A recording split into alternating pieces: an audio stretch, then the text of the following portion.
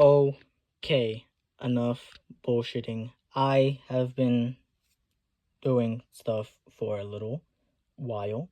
I've written like 10 pages to prepare for actually beginning writing, which I have no idea how I'm going to convey that in a video like format, because with these I just take my phone and I record nonsense because I can't edit and I don't have a camera. But when I'm writing, I don't write on paper because we're not in the caveman times. I write I write on a laptop, so I guess I could screen record and record it. I don't know. We'll think about it because this time I have a lot of shit to talk about. Beginning with Isla's home city, Velmyr Grotto. Now, Velmyr, I feel like I keep pronouncing that like a 4-year-old, but Velmyr Grotto is named after a dead dragon-like being. Don't know if dragons exist here, but if they don't, if I feel like they shouldn't exist here, then it'll basically just be like a serpent with wings and shit. But if they do exist, then it is just a dragon. Velmyr's skull is untouched by any sort of housing or anything. It's basically like just a spectacle. It's just a piece of life. Nobody touches it. Nobody messes with it. And it rests atop some rock.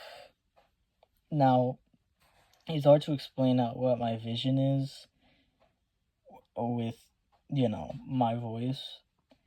But imagine like a rock, like a rock pedestal against the far wall of the cave, and on top of that pedestal, like maybe like 200 feet up or something, rests the skull, and then the spine of Velmyr curls down and around the cave up until it's on the ground level. Yeah, it's hard to explain, but I think that should be enough explaining. I mean, I'm explaining this to who? Like, myself. But there is a tree growing from, like, the bottom of the jaw, like where the tongue would be, up and through one of the eyes, like, curling and twisting up out of one of the eyes. And the leaves and the actual, like, tree, basically, like, it, like, puffs out of the eye in a pretty cool way, and the tree is pretty big. How it grew down there, I don't fucking know. Housing and shops, my goodness, are placed in between the vertebrae as it curls down from the skull and around the cave, and it's made by criminals, for criminals, and is not run by criminals, because there's no hierarchy, but it is kind of also run by criminals. It's run by everyone that goes there, and everyone that goes there is a criminal. Up near the neck, high-ranking criminals live and sell and buy. Sometimes there's not much buying that goes on there because nobody really goes up there, because that's a place for like living and talking amongst the high-profile ones. This can include assassins and high-profile bank robbers, so people who have stolen tons of money or have gotten away with tons of crazy shit. Those people tend to be living there or frequent this area because they can connect with other high-profile criminals. And assassins, certain assassins. If you've killed like a high-ranking person, royalty, you're high-profile enough to live up there. Towards the middle of the spine,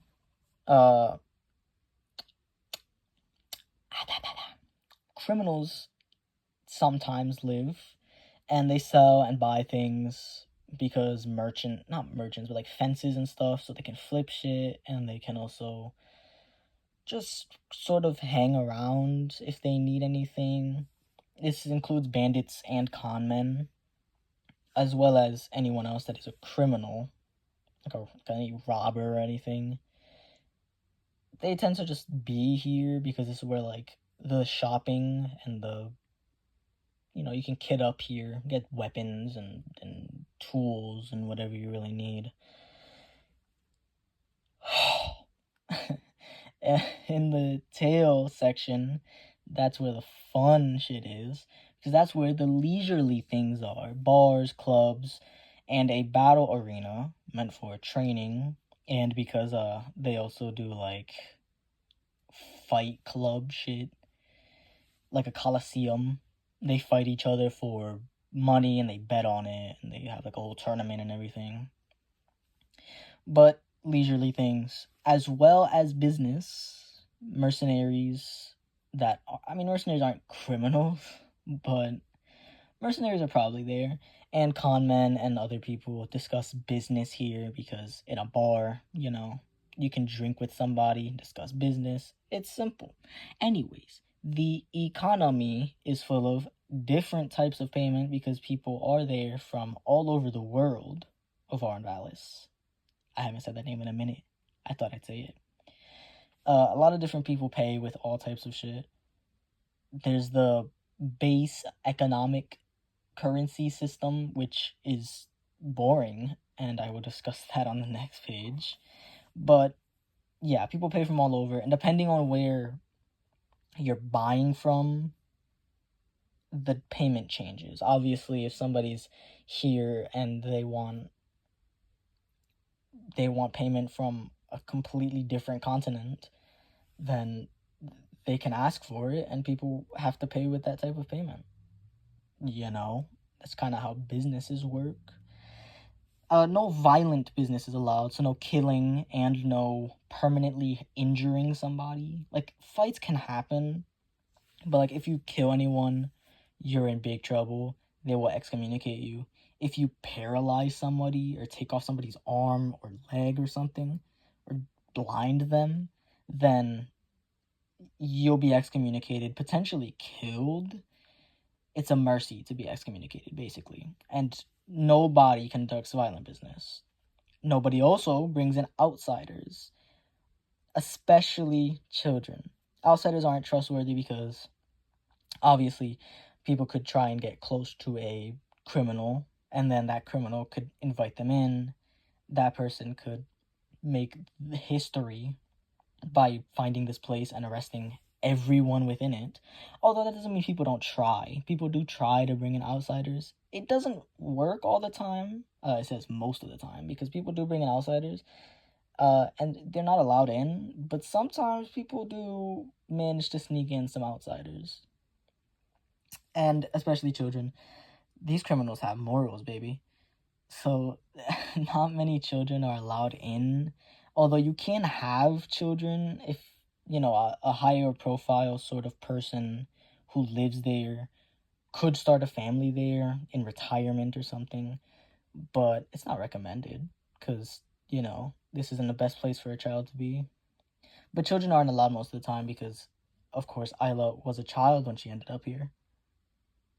This place is secret and notoriously impossible to find because of the history, which doesn't mean much to the story, but it's there. I wrote it. It's like 4 sentences, but I wrote it. And the recruiting process, because I was thinking, how do people get recruited if nobody's allowed in by outsiders? Outsiders aren't allowed in. And I thought, well, there's well-respected people and long-time members of Velmyr Grotto that live there and or frequent the place, and they're typically put to the task of accepting people in.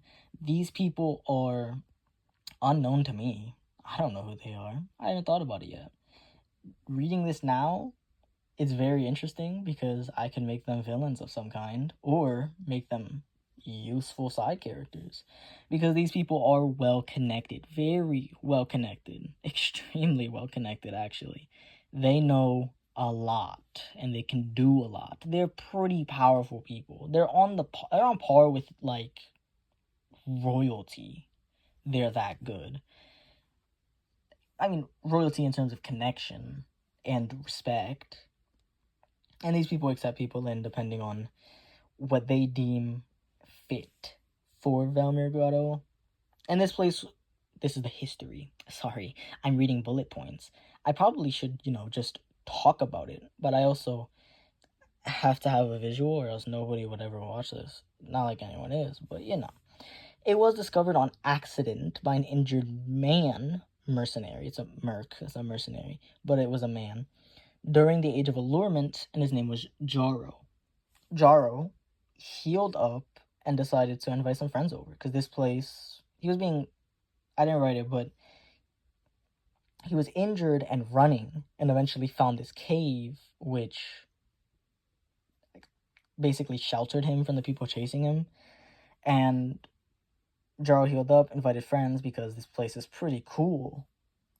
And they ended up using magic to conceal the place, and eventually chose to secretly invite other criminals and mercenaries like a secret organization.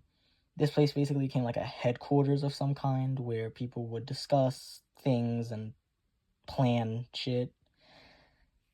Nobody was allowed to live here, and nobody was allowed to run the place. It was kind of just, we meet up here if there's something big that we want to talk about, or if we need to hide. Like, if we need a hideout of any kind, we come here. And that also explains why this place is impossible to find, because it's concealed with magic, which is cool, right? Eventually, a man named Keel shows up. He's invited in. He starts getting closer to Jarro, which to Jarro's friends is odd, and they don't like Keel, but Jarro is a relatively nicer person, and Keel's pretty useful, so he chooses to get closer to Keel, as well as, let Keel in on some interesting things. The problem is, Keel's not in it to be friends with Jarro. Obviously, everyone has to have a little secret to their lives. So Keel kills Jarro and turns the place into a city, which it is now. It's a city now. But it turns the place into a city. The story with Keel, I didn't write it, no space, and also thought about it after I finished the page, but Keel turns the place into a city, and after a while decides to try and establish a hierarchy where he is king and rules over everyone. The problem with that is, although criminals hate each other and are typically always competitive and combative, there's one thing they despise more than anything, and that's power. They despise the people in power. They despise the rich, the powerful, the cocky, the prideful. Everything that Keel was trying to do, he thought would work because none of them would ever work together. So all he had to do was establish a hierarchy, and he could become a king. He could become rich and powerful. But yeah. The criminals are rebels. They hate powerful people. So no one liked this idea,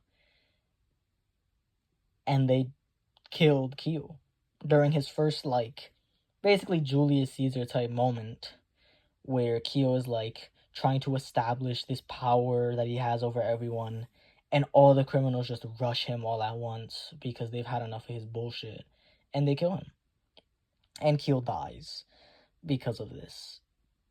And the place is forever known as Velmyr Grotto, and is not once ever turned into a kingdom of any kind. It's run by the criminals that live there or frequent it.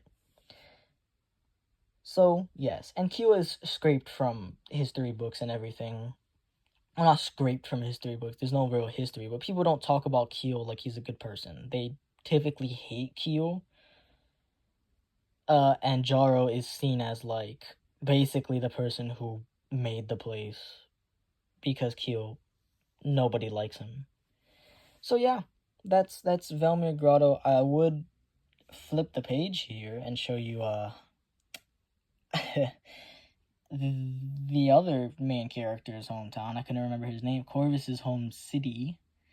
But that would be 30 minutes of footage, and I don't want to make a video that long. So, yeah, I have no idea how this is gonna go because I'm prepared to start writing. I don't know how any sort of videos would work when I'm actually typing on a laptop. What I'm planning on, I might just like read it or something, or maybe I'll just screen record my laptop and then eventually just post that, because I do these with my phone and everything, and I just kind of film the notebook. But if I make a video that's just like, hey, I finished chapter 1, that wouldn't be interesting. Like, nobody wants to see that. But maybe, just maybe, who knows? I haven't thought about it yet, but maybe I will by the time I get to writing. We'll see. We'll see. We will see. We will see. Who knows? I don't know. I haven't thought about it. But yeah. I'm not gonna show you the majority of the shit I've written, by the way, because I have written a lot more. You're not supposed to see that. I have written like 10 pages, but I'm not gonna show you it because it's very spoilers. I will tell you things that are important, but I will not show you those things, and that'll come next time. So yes, 3, 2, 1. I don't know. Have a nice rest of your day. Bye bye now.